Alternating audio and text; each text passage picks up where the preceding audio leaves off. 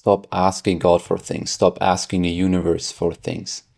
This is exactly what's holding you back. This state of wanting, this state of hoping, this state of, please finally give me what I want.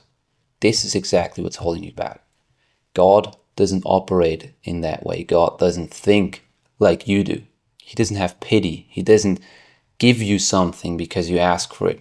What most people don't understand is that manifestation isn't about, earning it. It's not about proving that you're worthy of something. You don't get what you want. You get what you are. And this is why most people are stuck. They're hoping, they're asking, they're desperately wanting to get something, but they're not choosing. They're not embodying the energy of their desires. You have to feel as if the thing that you want is already real. Because if you pray to God, to the universe, whatever you believe, you shouldn't ask for anything. You should always thank for what you have. So if you want something that you don't have in your physical reality, then you first have to create it in spirit, in your mind, in your emotions. You have to feel the truth and the presence of your desire. And only when you can accept that that thing is already in your possession, even though it's not here in your physical reality, but you're still in possession of it. Spiritually, your emotional state is as if you'd already have it. And then you pray. Then you thank God for getting it. Then you thank Him for providing it for you.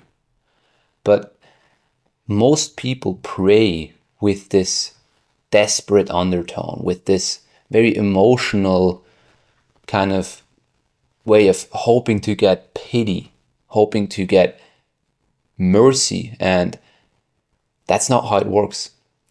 It doesn't work that way. You don't kneel down and hope for things to get better, and hope for things to go your way. What's the energy that you're putting yourself in when you're desperate, when you're asking for something, when you want it but you feel powerless to create it yourself? Like, what's the energy that you're creating in that moment? It's the energy of lack, of not having it. If you're creating that energy, then you're really asking God for more lack, because God provides everything. He doesn't care whether it's good for you, whether it's bad for you. He provides exactly what you're asking for. And you're not asking for what you're saying. You're asking for what you're feeling. And if you're feeling lack, if you're feeling desperation, doubt, hope, even hope to a degree is negative, because it's signaling that you're not having what you want. It's signaling, again, scarcity, lack. And that's what you're actually praying for when you're hoping, when you're asking. So instead of doing that, thank God, thank the universe for what you already have, and focus on feeling that energy, feeling that presence of that thing that you want, and then thanking Him for providing it to you. That's how you manifest. That's how you get anything you want, by simply believing that you already have it. And many people think like this is delusional, this is woo-woo, this is some fluff that is just there to make people feel good. But this is literally how you program your reality, how you change your life by changing your thoughts. This is the secret that you've been looking for. But most people overlook this. Most people don't believe in this stuff because it seems too easy. Well, the truth is it's actually not easy, because all the doubt, all the negative emotions, all the limiting beliefs you have about your desires are going to hold you back of staying in this positive energy, of staying in this feeling of already having it. So there's definitely a lot of things that you have to overcome: limiting beliefs, fears, doubts, negative thoughts, negative patterns in your mind, There's a lot of things that hold you back from holding this state, from holding this conviction that you already have what you want. But in essence, that's all you need. You need the conviction that it's already in your possession spiritually, even if it's not in your possession physically. Like, think about it.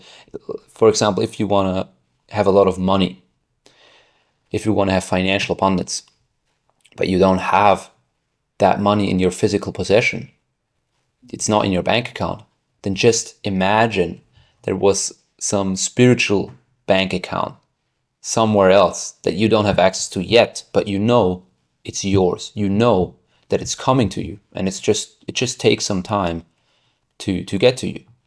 That's how you have to think. That's how delusional, quote unquote, you have to be. And if you do that long enough, if you hold that state long enough, then that will become a reality for you. But most people don't get there because they spend 1 hour a day speaking affirmations, meditating, visualizing, doing all of this stuff. And the other 15, 16 hours that they're awake, they're spending worrying, they're spending creating negativity, they're spending feeding into their limiting beliefs. And that's what holds people back. Like, it's probably not that you're not doing enough affirmation, it's probably not that you're not doing enough visualization, but you're doing too much of the opposing stuff, of the things that confirm the energy of your current life, of not having what you want, of scarcity, of lack. So in your life, think about, what are you doing that's creating this scarcity, that's creating this lacking energy, this lower energy, all of the habits, all of the things that you do. Even it can be like physical habits. It can be, for me, it was always like smoking weed and being very excessively online and eating junk food, like numbing myself.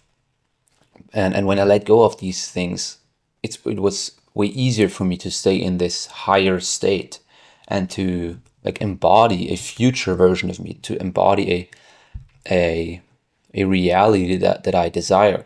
Because before having it, you have to embody it. So think about what's holding you back from embodying that. It doesn't have to be something like physical that you do. It can be like a mental habit. It can be the habit to constantly doubt everything. It can be a limiting belief that you have about money, that you have about freedom, that you have about, maybe life has to be a struggle. Maybe that's what you believe. Or I'm not good enough to get what I want. There's a lot of beliefs, a lot of implications that you have to work on. But focus on holding that emotional conviction, that feeling, that presence of your desire. And it will get to you over time. The more you can hold this state, the faster it will get to you, the more sustainable it will be. So focus on that. Check out my identity shifting blueprint in the description. That will help you to shift into that higher energy, into that higher self, and overcome the negative stuff that's holding you back, and claim that new self-image, that new version of you that you want to become. So check that out. It's completely free. Subscribe to my newsletter, subscribe to this channel if this helped you, and share this video with someone you think needs this, and like this video. And other than that, I will see you in the next video.